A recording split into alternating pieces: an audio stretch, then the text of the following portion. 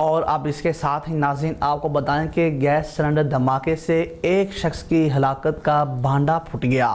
تھانہ لالیہ پولیس نے کارروائی کرتے ہوئے مقتول کے قاتلوں کو گرفتار کر لیا ہے۔ اس وقت ہمارے ساتھ لائن پر موجود ہیں ہمارے نمائندے وسیم خان دورانی۔ جی وسیم، بتائیے گا یہ کیسے انکشافات ہوئے ہیں؟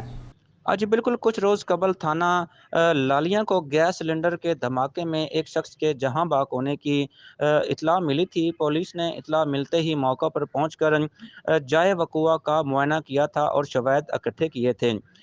دوران تفتیش اس بات کا انکشاف ہوا ہے کہ یہ موت حادثاتی نہیں تھی، بلکہ بیوی سمیہ نے اپنے بھائی عرفان اور آشنا خلیل سے مل کر مقتول عمران کو نشہ آور گولیاں دے کر گلا دبا کر وہ قتل کیا ہے، اور ملزمہ سمیہ بی بی نے گیس سلنڈر کے دھماکے کا ڈرامہ وہ رچایا تھا۔ اطلاعات کے مطابق ملزمہ نے شوہر سے طلاق لینا چاہتی تھی، جبکہ اس کے میاں راضی نہیں تھا۔